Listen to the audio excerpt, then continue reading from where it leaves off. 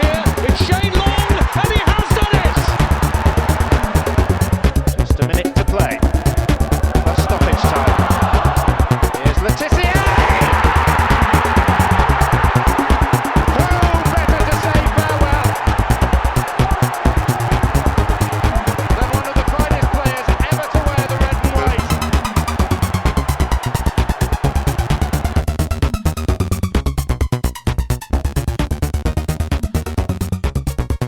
Hello and welcome to episode 106 of the Saints FC podcast. Tom, did you know it's 4 years to the day that Shane Long commentary happened? I know, I saw that and I got a bit emotional. I was kind of hoping that the club would put the Titanic music on top of it. But yeah, where were you, John, when that goal went in? Because I went to the first leg at St Mary's, and where did I watch the second leg? It must have just been at home in Hackney back then, 4 years ago. Yeah. I have a feeling my brother was over at the time. I think he was working in London that week and was over. And yeah, I mean, there was some quite wild celebrations to be had. I was in a meeting in Seattle. I remember you saying. In a room full of serious Americans, watching it on a stream on my phone. And was that the last meeting you did whilst working for Amazon after you ran the length of the boardroom? There was a few fist more, pumping. But that maybe precipitated something. Yeah. But yeah, it was big goal. And you know what was fascinating as well, as I was watching it to the highlights of that game today, and how Fraser Forster had some world-class saves, but also players who always hurt us, i.e. Sturridge, just had an absolute stinker, didn't he? Yeah. I mean, I remember the first leg as well, that we absolutely battered them, didn't we? We played so well. Redmond got a great goal, but I really have been going into that second leg 2 or 3 goals up.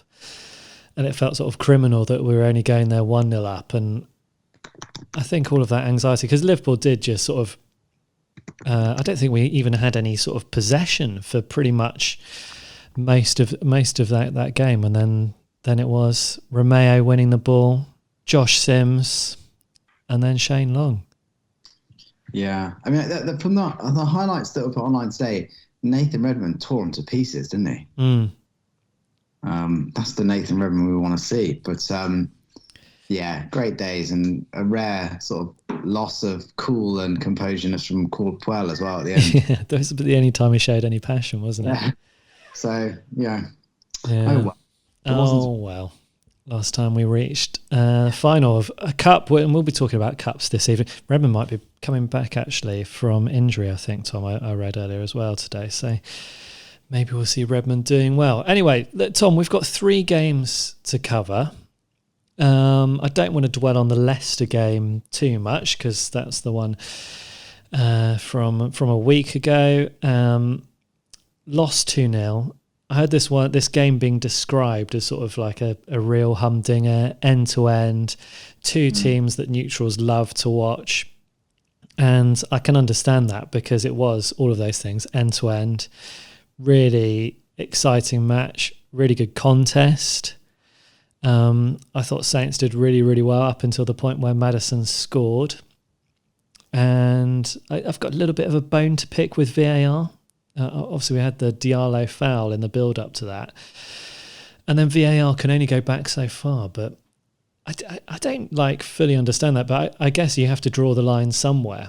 And so it's that sort of passage of play stuff, isn't it? I mean, do you fully get it, Tom? Like where they draw the line or how they draw the line?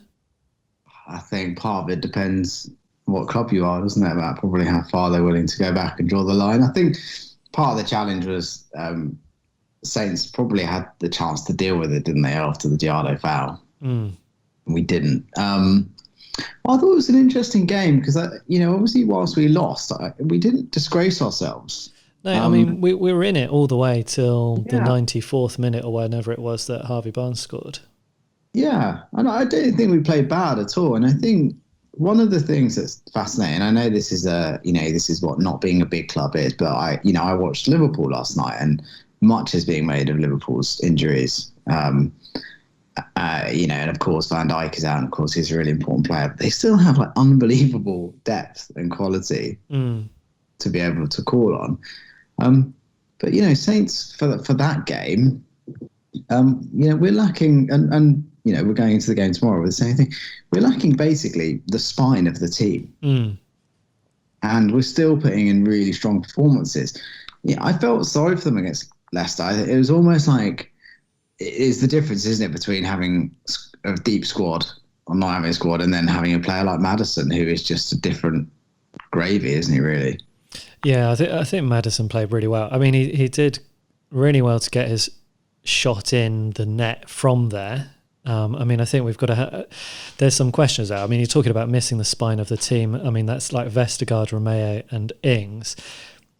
Would Romeo get fouled there? Well, yes, he might get fouled, but he probably still wouldn't give away the ball. So that's something for Diallo to work on. Although I think we'll come to Diallo in this podcast because he was sensational against Arsenal, in my view. Could Stevens have done better? Would Vestergaard have done better? Could McCarthy have done better? Being beaten at the near post. But that's what happens, isn't it? That's what games are won by.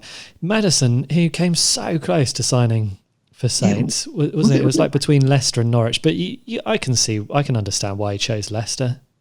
Yeah, wasn't he at? I think I read he was at the training ground. What, for Saints? Yeah, and then he got the call. His agent, Leicester want you, and that's it. I think he's just a really quality player. And I don't. Part of me thinks that I was thinking about this with the England setup and about where Ward-Prowse fits in, and you've got Maddison and you've got Grealish, two of the most kind of outlandishly talented players. Probably England have had natural talent since Letizia or Gascoigne. And where does that leave a Ward-Prowse? But Maddison is fantastic. And I mean, Maddison and Grealish are going to do that, what Maddison did to Saints. He's going to do that to teams all year round. It's not a weakness of Saints. And, could Stevens have done better? But, let's not forget, Stevens, 6 games this season? How many clean sheets, John? Is it 5, 4? 5. 5, Those Leicester goals are the only goals that we've conceded with Jack Stevens in the team. So... I don't think you can blame him. Like I say, better players than Jack Stevens are going to get done over by Maddison this year. Yeah, and let's be frank. Although the final score was 2-0, it was really a 1-0 with lots of end-to-end action. I mean, Bednarek cleared a shot off the line. Leicester had some good chances, but so did Smallbone. Had a good shot. Armstrong hit the bar. Bertrand had a chance where you really wanted that to fall to someone who's not your left back. Adams had a good chance as well. So, we were pushing for the equaliser, and that's why we got done at the end, in the 94th minute, because we'd committed too many men forward. And Stevens was desperately trying to take the ball up, wasn't he, and get another attack started. Yeah, it was cruel on Saints, but that's the price you pay. I think it's fascinating. At least we were trying. I think, we've spoken about the Liverpool game at length, but one of the most amazing things about the Liverpool game was at the end, they have a corner and they have a chance to whack it into the mixer and they take it short. And, at least Saints didn't do that. At least Saints tried. Yeah. And also, Diallo's playing one of his first games. Smallbone is playing his first game in ages, gets quite a serious injury. Like you say, no Ings, no Vestergaard. I didn't think it was a disgraceful result. No. So, I mean, we've now probably played all the title contenders, haven't we? Where'd you put Leicester in amongst that? Are they the best side we've played against this season so far? Oh, them all, yeah. I think they played the best against us because I think, we lost heavily to Spurs, but we kind of we signed our own death warrant a little bit in that game.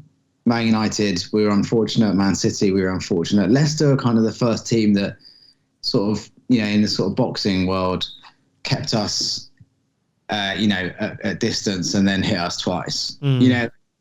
Like good boxers do. I think the others were scrappy, and I think Spurs was just self-destruct. So they look really good, and I would love to see them go and run, disrupt it all again. Yeah, exactly. And why not? If they can keep Vardy fit, and they can keep Maddison fit, and they've got a really good squad. Tielemans, Justin James, go for it. I'd happily watch Leicester win the league again. I think that'd be great for football. All right, so Leicester City fans, you might have enjoyed this segment. I think one of the things as well, if before we move on to the FA Cup action, if we go through those sort of title challenges, so obviously we've beaten Everton, we've beaten Villa, sort of from the pretenders section, I suppose. We've beaten Liverpool, the reigning title holders. And Liverpool have now gone on to a pretty bad run of form, and doing similar things, I think, against Burnley as they did against us. Just repeatedly trying crosses, and they seem to have lost the imagination. And it's funny with Liverpool; it's not so much their defensive frailties, is it, that where they're missing Van Dijk and stuff, but they don't seem to be able to attack. Man City obviously beat us 1-0. And they're probably the favourites now, aren't they, to win the title? And you've got Leicester there, who went toe-to-toe, and it was a very entertaining game. But do you feel like it was maybe more likely that we were going to get the equaliser against Leicester than it was against Man City? Yeah, I think with Man City, we kind of huffed and puffed, didn't we? And we weren't really getting anywhere. At least, Leicester, we hit the bar. Like you say, Adams had a good chance. Smallbone had a chance that, a more confident, more experienced player might have done better with. Bertrand should have scored. Yeah, he really should have done.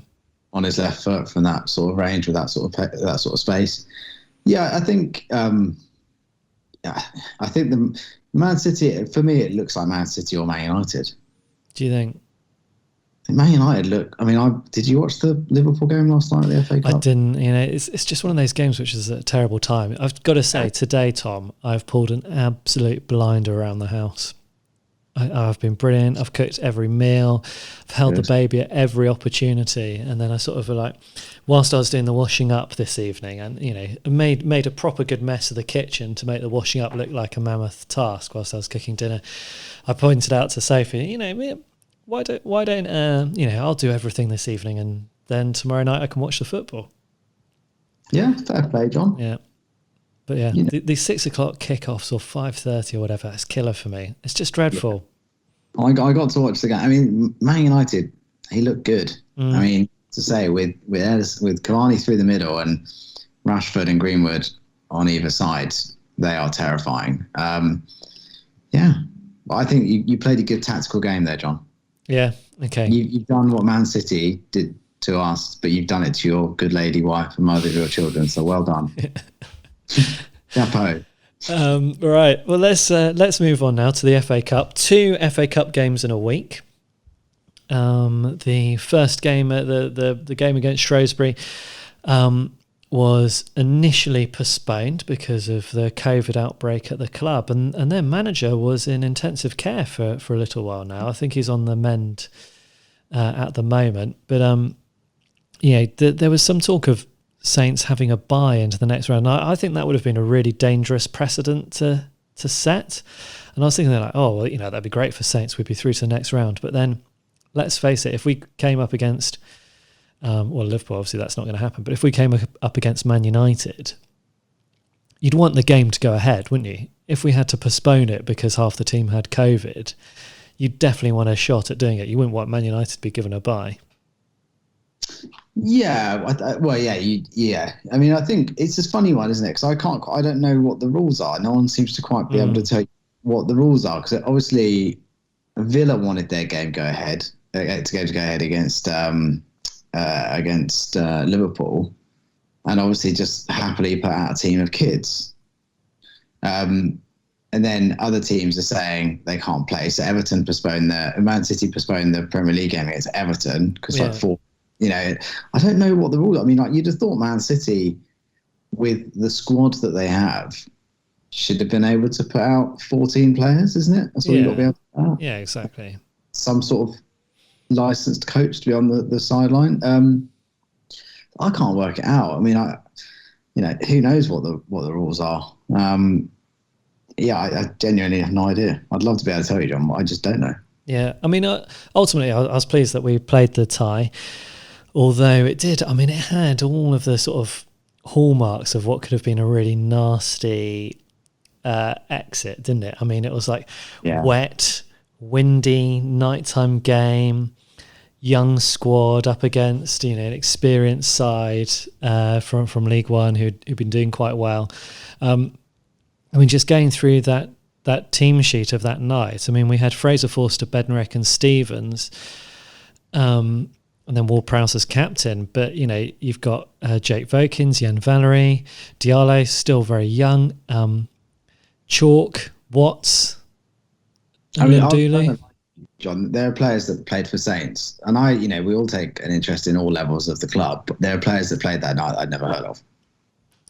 Which one? Kegs Chalk? Kegs Chalk I hadn't heard of, and Watts, I hadn't come across him before. Yeah. Jankowitz is meant to be the next big thing, isn't he? But yeah, it did look a bit. It did look a bit of a banana skin. Mm. And then, how did you feel the game went? Because I thought it looked like a potential banana skin, but as the game sort of started off, I suddenly felt a lot more comfortable. It looked like, the kids knew how to play the Ralph Hasenhüttl style of football. I thought that was the most impressive thing, really, is that although the lineup was totally different, none of them struggled with the concept of the style of play, did they? No, and I mean, Ralph spent the sort of time off, didn't he, due to COVID, doing this, the Southampton way.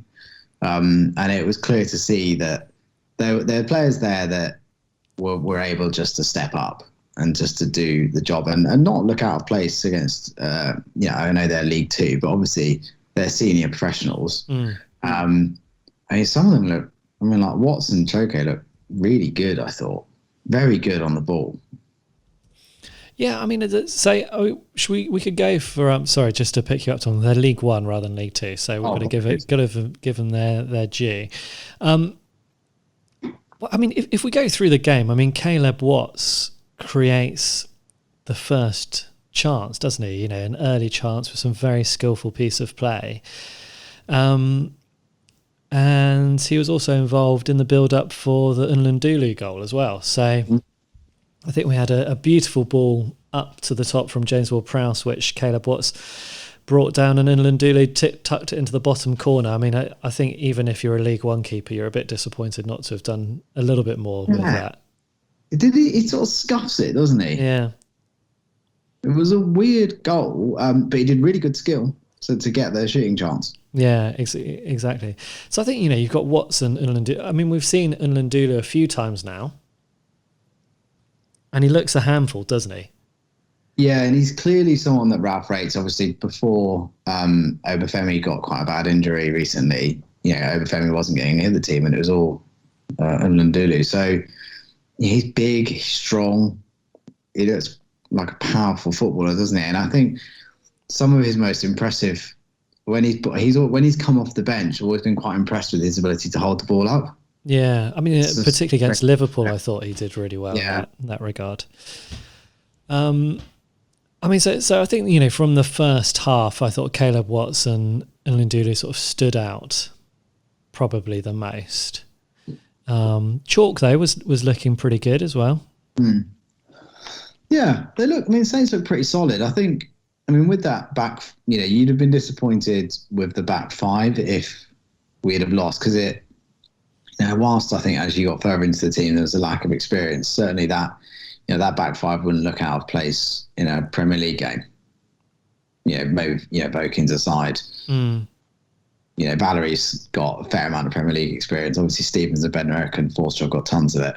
Yeah. I mean, for Forster, I suppose, probably had to make his first save since being back in the Saints side, because he didn't really have to make one against Liverpool, did he? From a chap on the commentary, it sounded like they were saying Wally, who I thought was a nice little robot from Disney films.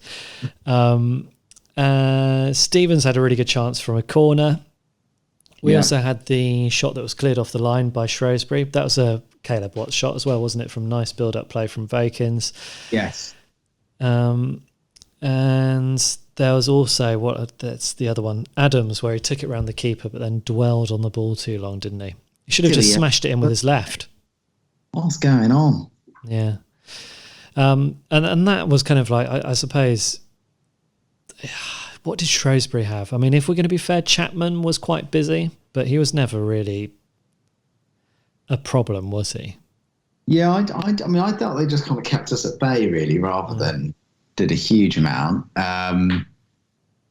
I thought the Saints managed the game pretty well, to be honest. Yeah, I suppose one of the things that you have to say that to give credit to Shrewsbury is Ralph Hasenhüttl felt that he had to bring on Adams and Armstrong to shore it up.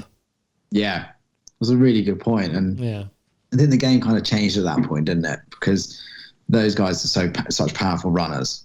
Yeah, that it kind of took the momentum back to Saints. Yeah, exactly. And then, pretty close to the end, Diallo gets fouled in the internationally recognised James Ward-Prowse territory. Which is getting bigger by the day, isn't it? The internationally recognised James Ward-Prowse. It used to be a sort of fairly small window. Yeah, now corners are included. Corners are in play now, yeah. And I think that was his 4th direct free kick he scored this season, was it? 2 against Villa. Who's the other one? One against Man United. On this. Yeah. It was a funny one though, wasn't it? Because it was so far out to the left. And he hits it well. And I almost think like the keeper sort of punches it into the net, and you wonder whether the keeper's just thinking, well, he can't get it there, so I don't need to worry about getting that far across. Yeah. I mean, he consistently seems to... I think what's impressive about James Ward-Prowse is there's nobody who's interested in football in this country that doesn't know that James Ward-Prowse is good at a free kick, right? Yeah. So if you're a goalie, you know what's coming. And they probably study this. I imagine the goalkeeper coach from Shrewsbury has had a look at some James Ward-Prowse free kicks and tried to anticipate where some of them are going to go. And yet he still continues to test goalkeepers or score from these direct free kicks. And here's another one. Really great, there to do it again.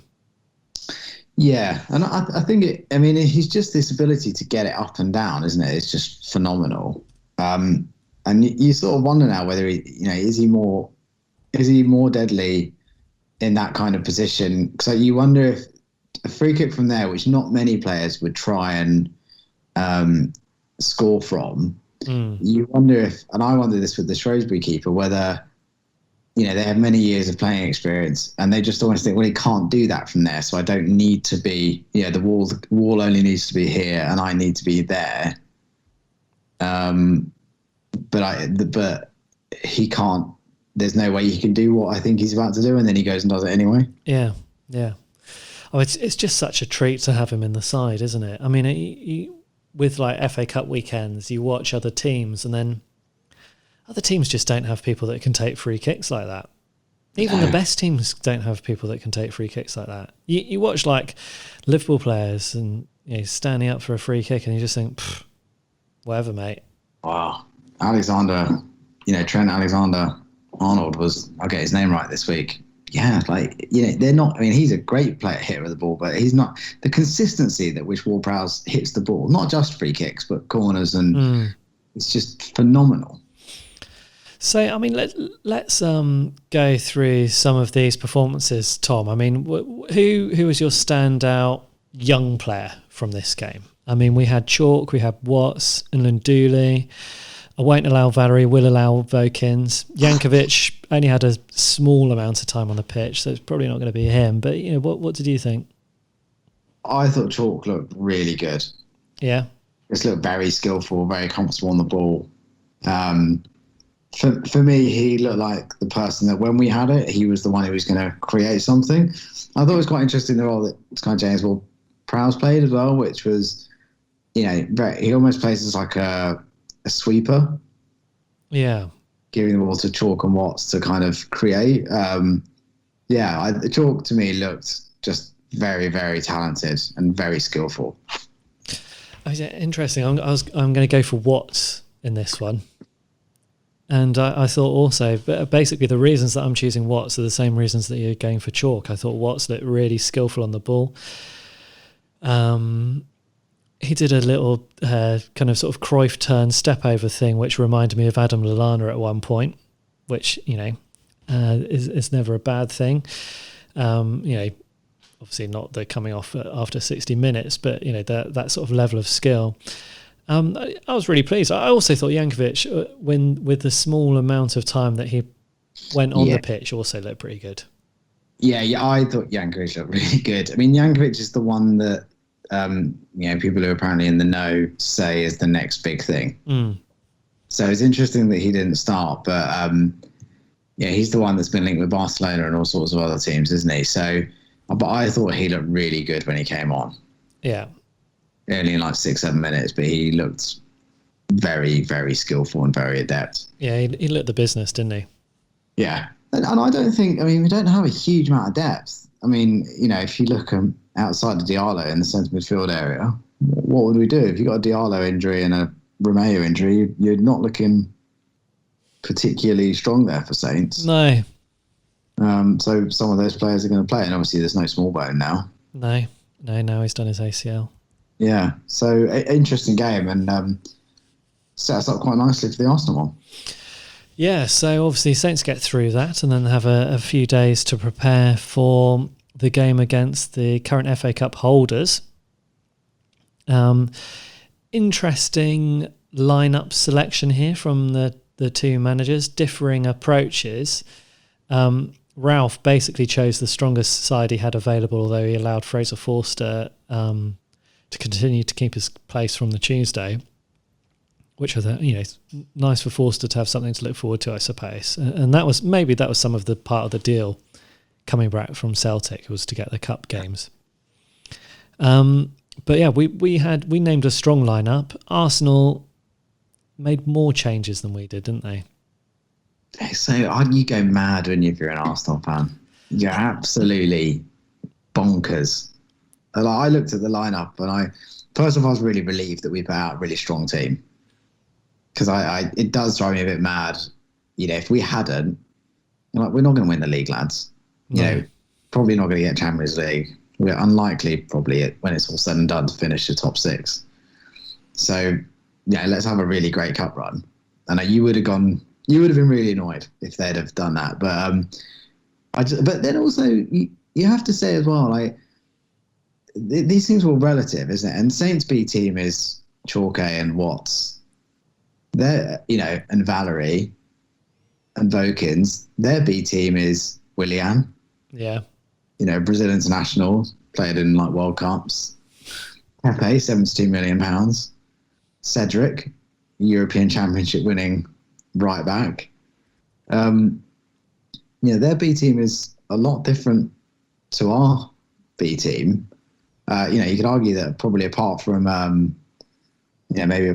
Cedric, most of those players would get in Saints' first choice 11. But I think it was fascinating, because obviously the attitude of the manager just rubs off on the players as well. And I just thought from the first whistle, it was just so obvious that Saints were just fired up for it, weren't they? Yeah, you could tell that they wanted to win the game more, which is sort of rare, I think, in this level of football. I think in this level of football, everyone wants to win. People haven't got to Premier League standard without being natural winners. And straight from the off, we were up and at them. We win a corner early on, which James Ward-Prowse decides to have a shot from, which I just thought was crazy, because he also... I think he meant it. I think he meant it as well. I mean, how many times have you seen James Ward-Prowse accidentally do an outswing instead of an inswinger? Well, he slices it, doesn't he? Exactly. He slices it off the outside of his boot. I think he meant it. Yeah, of course he did. And also, I think the other reason why I think he meant it is because, from memory, I think a lot of the Saints players were at the back post. And I wonder if it was a ploy to make the goalkeeper and make the defenders focus on the back post and not the near post. I think he meant it. I mean, it wasn't a bad shot, was it? Well, I mean, Leno was getting nowhere near it, was he? Yeah. If it's 3 or 4 inches under, it's going straight in. So anyway, he got the excitement level up, but Saints were just better than Arsenal. all the way through that. I mean, Cedric had I wasn't really mentioned this, I think, probably in a normal match, but it was quite fun to watch Cedric hit it up into Rose Ed quite early on as well. Yeah. I mean, Arsenal what was weird as well was, Cedric, who is obviously a right back, playing at left back, when they've got Saka on the bench, and Tierney's fit but just not playing. I mean, they were just so not at the races. And again, we saw it at the start of the season where teams. Do you remember the Newcastle game where they were just totally shocked at the press, and you were like, and it was like watching kind of an animal, or like watching something that's not kind of too bright, just sort of repeatedly do something stupid, and you're like, Newcastle, like, why are you doing this? Stop trying to play out from the back. You lose the ball every single time. And just Arsenal kept doing the same thing. Yeah, it was great, wasn't it? I don't know. Yeah. I think it's funny, isn't it? Because like Arteta obviously wants to play in a certain style, but they looked very much like the sort of team without a style that I was afraid that Saints might have been against Shrewsbury, but they weren't. They were just dreadful. I mean, Adams quite liked his chance where he rounded Gabriel. Did you enjoy that one? Yeah, where he put it one side, ran round the other. Yeah, he was unlucky in that. But I thought it kind of Saints were very aggressive, weren't they, in this game? Yeah, I think they probably knew when an hour before the game when they saw the lineup, and you're looking at like, no Aubameyang, no Lacazette, Saka on the bench, no Tierney, and you're looking at players like Willian, who, seems a shadow of his former self. Pepe seems a shadow of the player that he apparently is.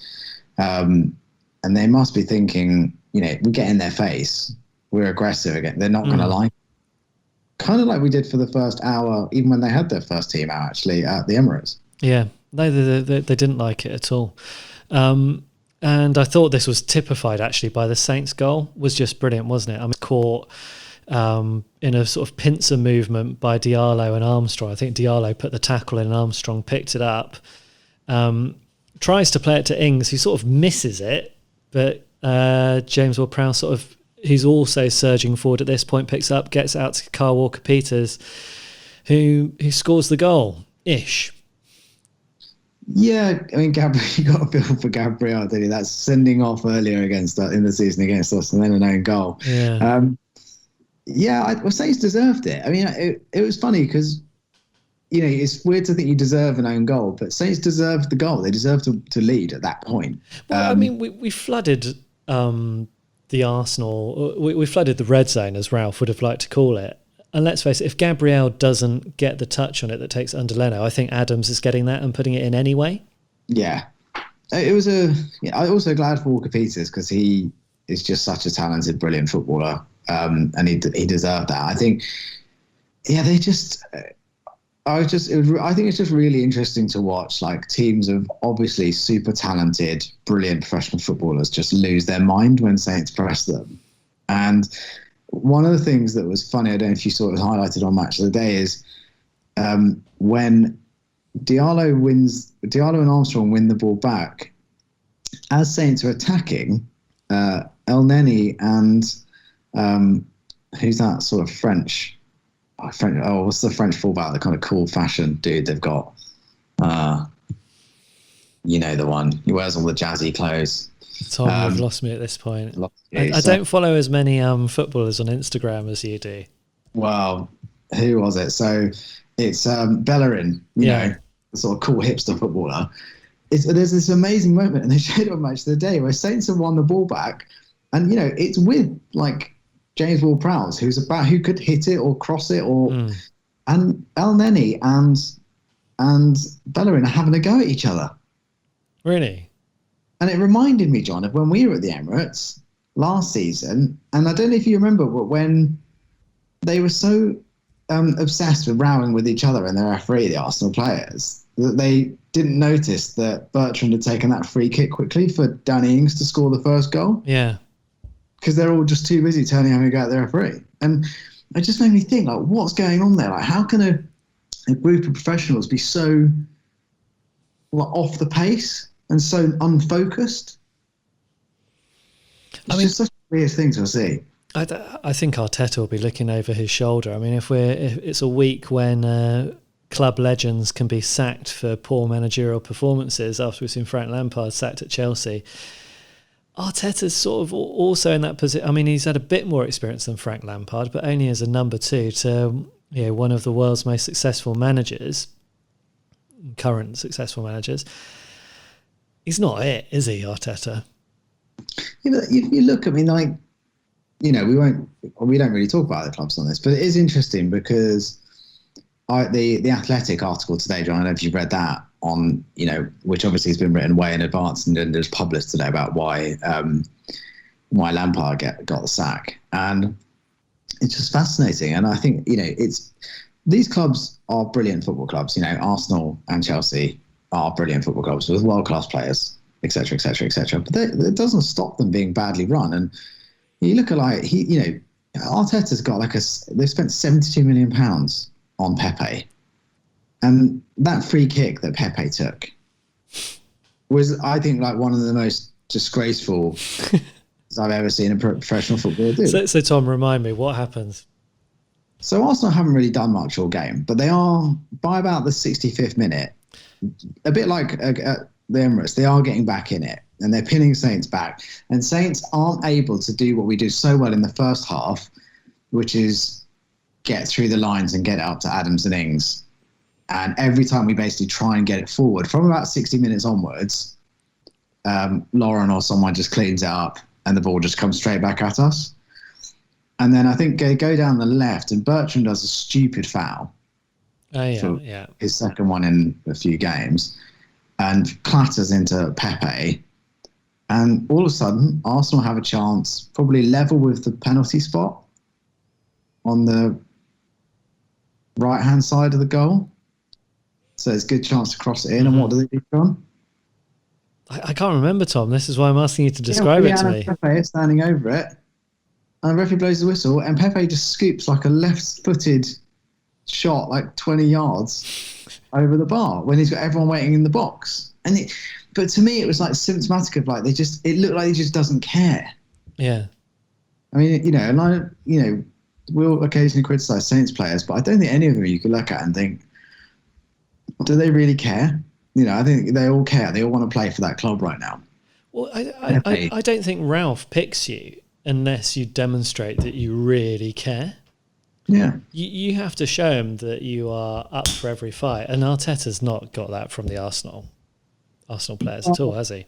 No. And it's the same with Chelsea. I mean, there's talk, this Athletic article, which is incredibly well sourced, as they generally are, it talks about him losing the dressing room.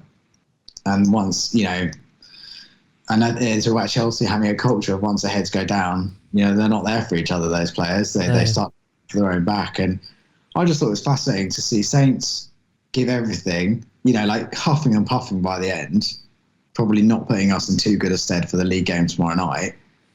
And then just compare it to these guys. I mean, Pepe, 72 million is more than the entire first choice 11 Saints put out in that game.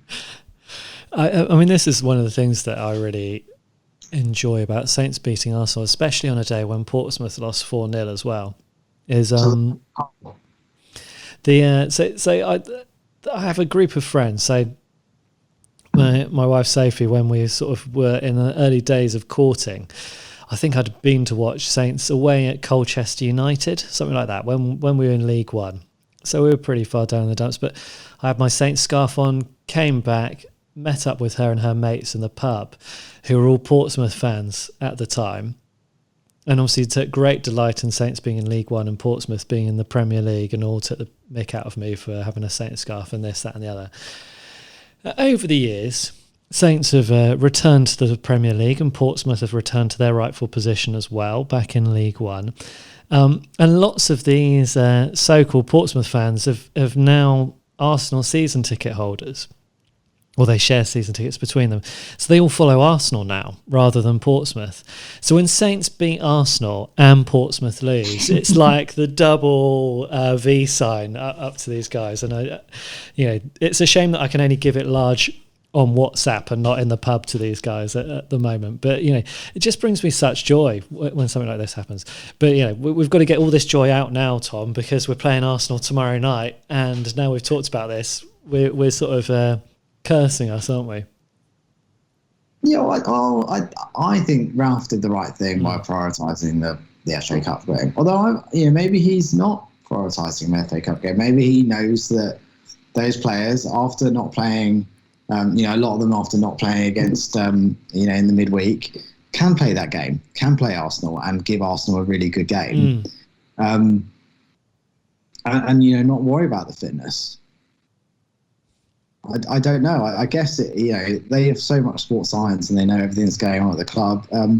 He must know. But also I think, psychologically, Saints have now taken 4 points to Arsenal's 1 from this, if you think about the 2 games of their league game. Yeah, the force is with us, the momentum is with us, and we're at home. And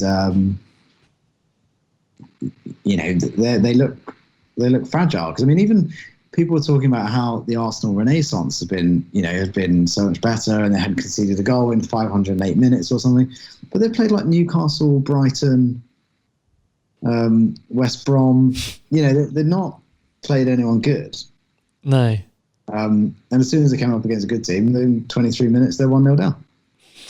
Yeah. And hopefully we can continue this form into Tuesday. I think, the psychological point is such an important one because it is a blow to them, and it actually puts the pressure on, because if you rest the team now, which you did on Saturday, and then puts the full strength team out on Tuesday and loses, then you look like a total idiot, don't you? You look like a complete fool.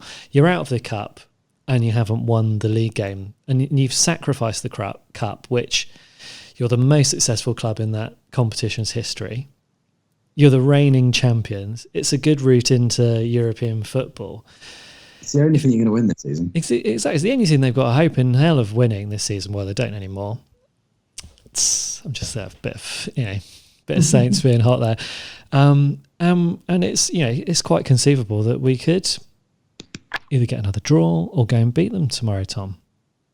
Yeah, I'd happily, to be honest, take a draw. I'm really excited about the game tomorrow, because I got a feeling the Saints have got we're not scoring a lot of goals. There's no doubt about that, but we do seem to sort of have a momentum about us, and I think we're due a few goals. I think Danny Ings is definitely due a few goals. Shea Adams is definitely due a few goals, and I think whilst Arsenal have been better, they're the kind of team that you imagine Saints are going to want to play, which is a team that are a bit soft. And even like Partey, when he came on, he didn't look that, he's clearly a brilliant player, but he didn't look that great. No.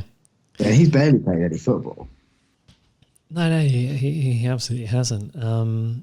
And, he didn't look great. But I think the whole Pepe thing is just astonishing, isn't it? 72 million quid. And you would not have looked across that pitch and thought he was the 72 million. 72 million pounds, Tom. That is you want someone to be like sort of Chris, Gareth Bale, peak Bale, peak Ronaldo.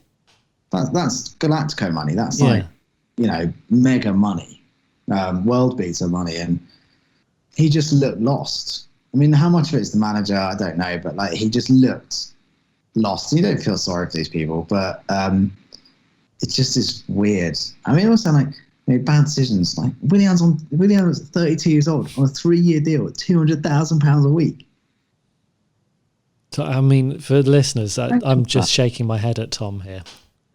Who sanctions that? I don't know. Let's talk about. So one of the other things which I thought was quite interesting about it. So Ings, had a decent chance from a really good ball from Forster. Actually, it's very rare that we talk about Forster doing good distribution, but it was a Forster's distribution. Yeah, it was beautiful, long ball over the top. Ings ultimately from this was flagged offside, but I think had he scored and it had gone to VAR, he would have been found to be onside. Yeah, do you remember this one? We hit the post and then it nearly went in off Leno's head. Yeah, it's unlucky. It was a laser finish, but I didn't think it was offside. I think you're right. It would have gone to VAR, and I think they would have ruled it in. I think Danny could do a goal, couldn't he? Yeah, I think Danny could do the goal. Also, what I think is quite interesting about this, do you remember when Armstrong got COVID? And then he was off the pace a bit, wasn't he, for about 3 games afterwards? I wonder if there's a sort of a post-COVID-19 slump thing that's going on. Yeah. Armstrong's only just sort of starting to look. I mean, I thought Armstrong looked really good in this game against Arsenal. Yeah. I agree. I mean, up against... I can't remember. Who was playing the left back for Arsenal? It was Bellerin. Cedric at first, wasn't it? Well, Cedric. Yeah, I mean, you don't want to, again, we don't want to talk too much about Arsenal, but how could a professional footballer like Cedric have a foul throw? Tom, this is one of the things that always fascinates me. How can that happen? Like, honestly, if you played like Sunday League football and you gave away a foul throw, you'd be laughed at. You'd be laughed at. I mean, I remember playing at school level, and someone who clearly hadn't played an awful lot of football in their life, but was able to run around and had some natural talent, taking a throw in and doing it wrong, and literally players were rolling around on the floor. I mean, I know teenagers are brutal, right? But yeah, for a professional football player to get that so wrong. But I think, isn't it? I think I read that one of the Arsenal players has taken 3 foul throws this Premier League. Who's even doing the hours, putting in the hours to have that stat, Tom? I mean, that's incredible dedication, isn't it? But yeah, terrible foul throw. But it kind of summed it all up, doesn't it? Really, if you want to sum up what's happening, that show me Siri, show me a football club that everything's going wrong. But okay, here's a professional player, making a foul throw. And I actually think they did another one after that, but I think the referee let him get away with it. Right, I mean, some of the talking points I want to pick up here, Tom. So I thought Ralph Hasenhüttl's subs were interesting. Both Ings and Adams came off for Ndulu and Long in the second half. I thought that was interesting because it was still 1-0, and there was a chance that could have gone to extra time and penalties. But even though it was 1-0, I don't ever think I really felt like Arsenal were going to get back into it, and that Ralph must have been feeling the same, right? Yeah, I think as well it shows the confidence he has in Ndulu, doesn't it? He obviously really believes that it's not a significant downgrade. And I also thought Long, for the first time since he's come on a while, he actually did the Shane Long stuff that actually looked really good. Yeah, he likes Arsenal though, doesn't he, Long? He does love an Arsenal. Yeah, I mean, I have to say, it's a bit like, was it the Liverpool game where we ended up with Ndulu and Teller up front, and they don't look. I mean, look, I don't think Ndulu is a deadly finisher at the moment, and his touch needs a little bit of work as well, doesn't it? His work, as it often does with young players, but I think he obviously brings a sufficient amount of kind of chaos to the pitch, and also he seems really quick, doesn't he? Yeah. And he'll run the channels and hold the ball up, and that's kind of what you want. I'd quite like him to be sort of peak Kenwyne Jones. I think Kenwyne Jones is a player which he never sort of quite reached the heights that he was capable of. Wasn't there crazy stories about Kenwyne Jones that he was a professional gymnast or something, and then he only started playing football at 14 or something crazy? I mean, I can believe that. Because, I mean, the guy looked like he treated his body as a temple, and he used to do those crazy celebrations, didn't he? But I think at the time when he got his move to Sunderland, he was so good for Southampton at that point, holding the ball up really well, finishing really well. He just sort of appeared, didn't he? I mean, it was a strange time when Kenwyne Jones was at the club. I mean, but he was good, though. Because he kind of like Bambi on ice, and then he suddenly got really good, didn't he? It's like someone flicked a switch. Yeah.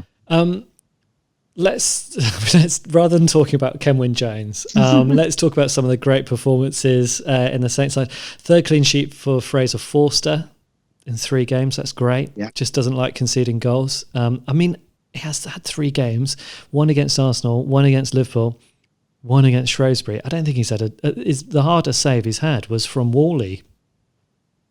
And was it the Arsenal save? From Pepe, was it? That was from Pepe, maybe, but then I think they flagged offside anyway. Yeah. But again, it was a really good save. I mean, the best thing he's really done in those 3 games was when he ran out to get the ball away from Salah. Because that kind of set the tone, didn't it? You know, I think that's the thing with Forster. It's like, you know, he's a good keeper, but I always just think, like, when he's been out for so long, you're like, just get the first thing right. You know, because you can imagine, like, his head, like, must be thinking, like, so focused, got to get the first thing right. And I remember that West Ham, I know I've spoken about this West Ham game loads where Forster came back, but, like, I think the first thing he had to do, like, for a cross, and he kind of flapped at it, and you just knew that was it. His head wasn't there, and he didn't have a spectacularly bad game, but you can see the 3 goals, and he just looks really assured, and fair play to him. Like, his kicking is great, and you can guarantee that even if he doesn't end this season as Saints' first choice goalkeeper, next season he's going to be someone's first choice goalkeeper, isn't he? Because he's good, and all credit to him and to Dave Sparks. Yeah, no, they're doing a good job with Forster. So I mean, again, touching wood here. I think McCarthy will be back tomorrow. Kyle Walker-Peters. What do you say about our player of the season so far? He's been doing really well. Diallo. Let's talk about Diallo and Pepe. That was wonderful, wasn't it? I mean, if anyone's not seen the highlights yet, there's this just great moment where... I think Saints tweeted it earlier. Did they? Okay, get on the Southampton FC Twitter account. But, I mean, there's a long ball up to Pepe. He's got 10 yards on Diallo already. Bertrand's nowhere because Bertrand's gone up for an attack that's gone wrong. Yeah, and Diallo alive to the danger. He sprints back. From standing start, gets there before Pepe, takes the ball away. Pepe's lying on the floor like, he can't believe what's happened. And Diallo, I think we just need to talk about him, Tom, because when Romeo, and I know I mentioned him earlier in the episode talking about the Maddison goal that he got fouled and lost the ball, and maybe Romeo doesn't lose the ball despite getting fouled in that. You've got to remember, he's only 21. He's only had a few games for us. He's only had a few games for France as well. Yeah, and he was brilliant against Arsenal, good against Liverpool, on the most part, good against Leicester. I think Saints have found another gem, haven't they? I mean, you say found another gem, it's 15 million euros, which is a significant amount of money for a young player with not much experience. But you can see why Saints have forked out that money for him, because he's tidy, he's a good tackler, he's quick, and actually on the ball he sort of reminds me a little bit of Kyle Walker-Peters. I think one of the refreshing things about Kyle Walker-Peters is he's able to dribble it around players, he's able to carry the ball forward, and Diallo seems to be capable of exactly the same thing, which, Romeo is a lot more experience, he's great at loads and loads of things, but that's not one of the things that Romeo is great about. And I think before Romeo got injured, Tom, we were probably talking about Romeo potentially in the sort of player of the season category, and now Diallo is asking an awkward question of Ralph. Ralph's got a decision to make when Romeo's back from injury, hasn't he? Yeah, in the same way he's got one when Vestergaard comes back.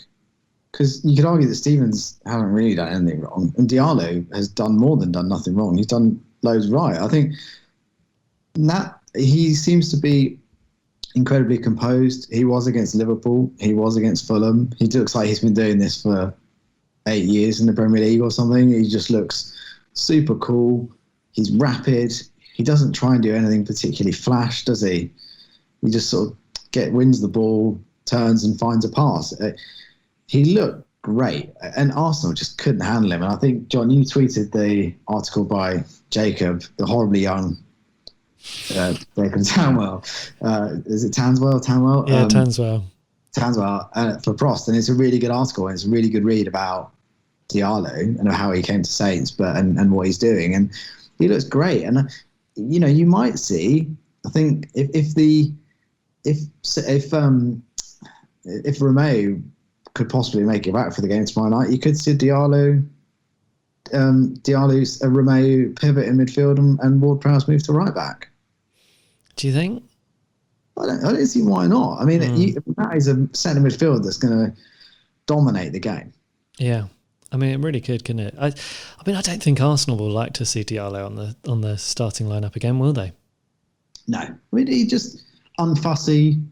Just I think it's that ability to do the simple stuff, isn't it? Really, really well. And the comparisons to Kante, I think maybe a bit lazy because he's French. He's relatively short. He's a defensive midfielder. But what Kante does brilliantly is he does all that inverted comma boring stuff. Does it just brilliantly, and Diallo just looks to be like a selfless team player, doesn't he? Yeah, and just going back to your point about him looking like he's been doing it for 8 years. I mean, that is the mad thing, isn't it? I mean, Diallo has had a handful of like senior, senior sort of performances. He's born in 1999, so he's incredibly young, 21 years old. He played 24 games for Brest last season. He's played 7 games for Southampton this season. And you're right, he looks like a player who's been playing at this level for a really, really long time. And he is, I guess now, he is the one area of the squad where we do have depth. I mean, I think you can argue that we have depth in centre-backs because Jack Stevens has come pretty well equipped, and we have depth in goalkeepers because Fraser Forster as well. But those are really the only positions. And we're looking at the Arsenal game this week with our two fullbacks out, and that could potentially be a little bit of a problem because we don't have the same level of depth there, although Valerie's got a fair bit of Premier League experience. Vokin certainly doesn't. Tom, also, we've knocked out the defending champions of the FA Cup for the first time since the 1901-1902 season, where my great-grandfather, Albert Hoskins, was a player for Southampton. I love it. So I could bring up that. Business. Yeah. But also, there we go. Knocked out the defending champions out of the FA Cup, beat the defending champions of the Premier League. It's not bad, is it? No, that's all right. The only downer, I suppose, on this week has probably been all the Ings contract talks. Seems that we've hit a bit of a stumbling block on the release clause. Have you read this, Tom? Yeah, so the story is, isn't it, that money's not the problem here, apparently. Not like wages. Everyone's happy. Extend the deal. Danny Ings is, 28? So this may be his last big... Well, actually, no, probably not. His penultimate big deal. And apparently the problem is that Saints are happy to have a release clause, but they want it at a figure that Ings' agent believes is too high and is unrealistic. So now there's an impasse with 18 months left on his contract, which obviously would take him to 30. And, you could obviously leave on a free. Very interesting situation, isn't it? Because I guess it's like, no one wants to blink first here. But obviously, as a biased Southampton fan, I'd implore Danny Ings to stay. But I think as well, there's an interesting idea. If he's not going to be at Saints, where is he going to go? So, I mean, I don't really want to make the case for Danny Ings leaving, but Leicester would be my choice if I was Danny Ings. But then is that enough of a step up? And I think perhaps this is where the figure is quite interesting, because apparently Danny Ings' agent wants 40 million as the release clause, which I think... I thought it would be about half that. I thought we'd be looking at like 20 million. Yeah, I thought that's what he'd be wanting, and Saints would want 40. Well, maybe I've got it the wrong way around, but I think it's the agent wants 40 and Southampton want more. I know Saints want to play hardball and they don't want to get screwed over again, but if someone comes in next year and offers you £40 million for a 29-and-a-half-year-old Danny Ings, surely Saints would have been tempted to take that. I think we know that Saints would be tempted to any offer for any player over 20 million quid, probably. Yeah. It's interesting. I mean, I know you talk Leicester. Vardy's now 34. I mean, what I would say is, and I would, I imagine Danny is a big listener to the pod, there's not, there are clubs that are a step up, of course, but is he going to go to a Man City? Is he going to get that Liverpool move? Are Man United going to go for him? Chelsea, Tottenham? Because those are your 5 big clubs, aren't they? And then after that, you're looking at Everton and Leicester.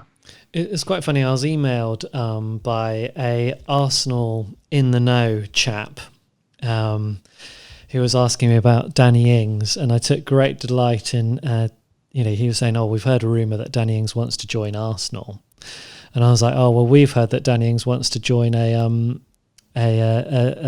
team that's going to play in the Champions League. So I think that rules Arsenal out, which I took quite a lot of joy in saying. So then obviously he's retorted saying now that Arsenal are apparently interested in Ryan Bertrand, but I just think this is a nonsense, isn't it? With that, but then you do have to look at it and you have to think, what's going on at Saints, where you've got two players who seemingly want to stay at the club, but we're not getting the deals over the line. I mean, surely Bertrand is a no-brainer. The guy's played 200 games for Saints. Like, he should be a club legend. He's not. I don't know why. He doesn't even have his own song. But why are they not? Surely that's a deal you can get over the line. Yeah, I would have thought so, and I think they probably will. But the Danny Ings stuff is quite worrying because I think the longer it takes, the more other clubs will sort of express an interest, won't they? If they see that he's a little bit unsettled by it, they'll start to prey on it.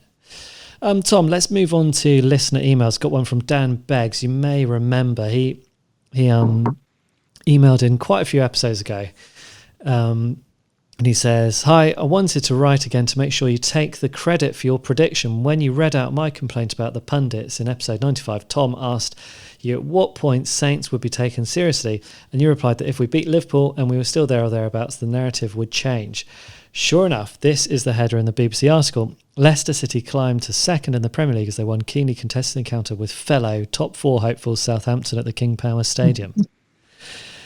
I'd say, thanks, Dan, for pointing that out. Also, not only that match, but the team also used the same language, at least for the English commentary, that got piped into Hong Kong. It's unfortunate that we didn't build on our good early play, and the two errors from Tom's favourite defender made the difference. Pause for Tom to say he doesn't know why people are so hard on Jack Stevens. So, Tom? I don't know why people are so hard on him. The facts speak for themselves. I see a lot of complaints on the socials. I think some fans are only feeling so disappointed because second string Saints team looked like we had the beating of a full strength Leicester side until they went ahead. For me, that's probably one of the best performances I've seen from a patchwork Saints side, especially against decent opposition. As the players we're missing return, we're only going to get stronger. Come on your heads, Dan, from Hong Kong. Yeah. Well, again, if anyone wants to put us up in these exotic places like Hong Kong or the Cayman Islands, we're okay with that. But yeah, I agree with him. Saints didn't look outclassed against Leicester. They look good. I think Leicester are just a really good team. This is a fascinating thing about this league. Tomorrow night, Crystal Palace, who are pretty pony, are playing West Ham, who look really good. If West Ham win, they go 1 point above Liverpool. Yeah, I mean, that's mad, isn't it? That's West Ham. People thought they were going to get relegated at the start of the season. I know, it's crazy, isn't it? I mean, they had a dreadful start to the season as well, didn't they? Yeah.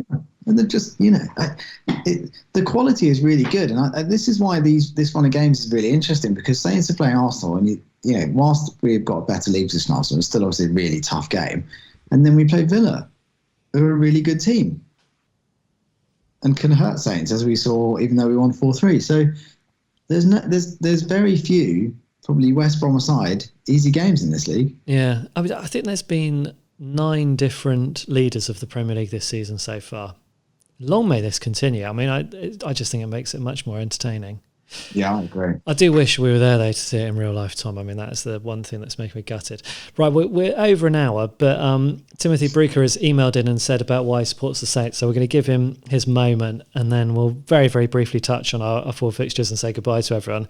So hold out, listeners. Extend your daily exercise by those few more minutes.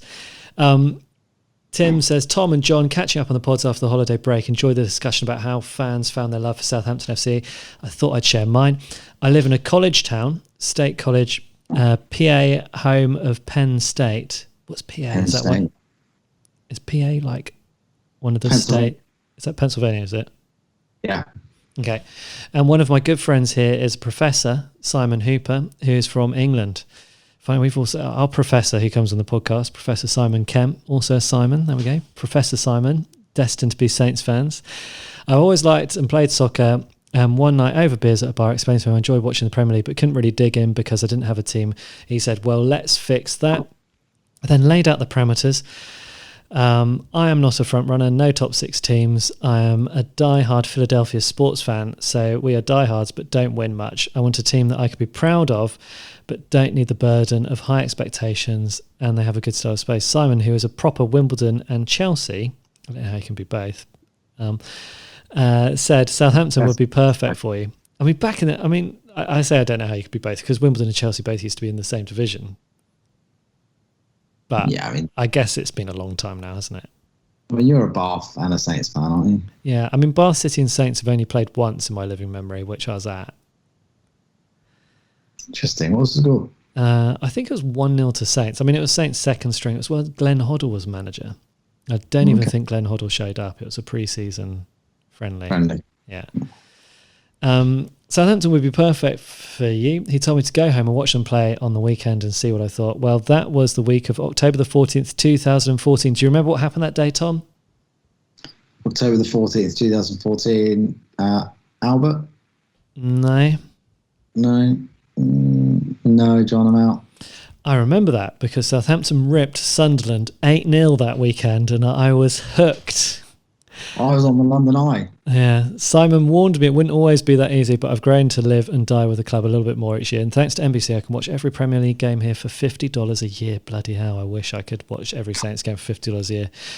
Great bargain. Thanks for all you guys do. Love the pod. I can't wait to get to St Mary's for the first time as soon as life returns to normal. Happy New Year and up the Saints. Happy New Year to you, Tim.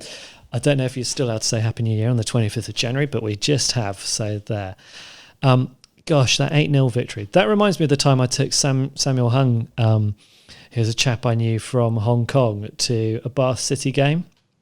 He was about 18 years old, I think. Never been to a football game before. Showed up with about 100 quid because he didn't know how much it was going to cost. And Bath City beat Crawley Town 7-1 and Bobby Zamora scored 4 goals. Was Bath City playing for Bobby Zamora? Bobby Zamora playing for Bath City? Yeah, for a little while.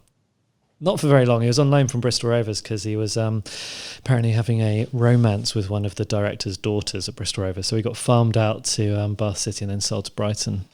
Naughty Bobby Zamora. I tell you what, watching Bobby Zamora against Crawley Town was amazing. I mean, you've never seen someone who was so far out of his depth, but the other way. Yeah. Yeah, I mean, someone was on the radio earlier this season talking about they saw Calvert Lewin play non-league, which was only about like 4 years ago or something. Yeah. But Shea Adams was playing non-league, wasn't he, about 5 years ago? 6 years ago. I mean, I think this is the thing, like people would talk about, I don't know, when they saw an upcoming band called like Nirvana or whatever. Yeah, I saw Bobby Zamora. Yeah, it's not the same, but I guess it works. Yeah. We'll go with that. So, I mean, Tom, we've got 2 more games this week. We've got Arsenal, then Villa, then Man United after that. That's a tough run, isn't it, in the Premier League? They're thick and fast, aren't they? Yeah. We've not had I don't think we've not had an easy game since Boxing Day? Or since Shrewsbury on Tuesday. Yeah, well, league. I mean, I think, look, they're not going to fear anyone, are they? Saints. And we can beat Arsenal. We could probably beat Villa. Yeah. We could probably beat Man United. I mean, we were 2-0 up ahead of them. Yeah, and it's also Man United at home, which is less good than Man United away. It's fascinating. They're not going to fear anyone. And also, I think some of the positive news about injuries coming out of the squad, I know, obviously, Cole Walker-Peters out for tomorrow night's game, but Vestergaard is apparently close to returning. Obviously, Salisu will never play. It'll be an answer to a pub quiz question. And then Redmond, I think, is back for tomorrow night, as you said, John. Yeah. McCarthy's obviously back. So the boys are getting back together. The band are back together. Romeo will be back together. Right, and Tom, we need to wrap this up in the next 30 seconds to make it less than 70 minutes long. So, let's undo all of this good work that we've done in this podcast as Saints go out and lose to Arsenal tomorrow. But I don't think we will. There, I've said it. Email us saintsfcpodcast@gmail.com. We absolutely love hearing from you, listener. We're also on Twitter @saintsfcpodcast. It's cheerio from me and Tom. Good night.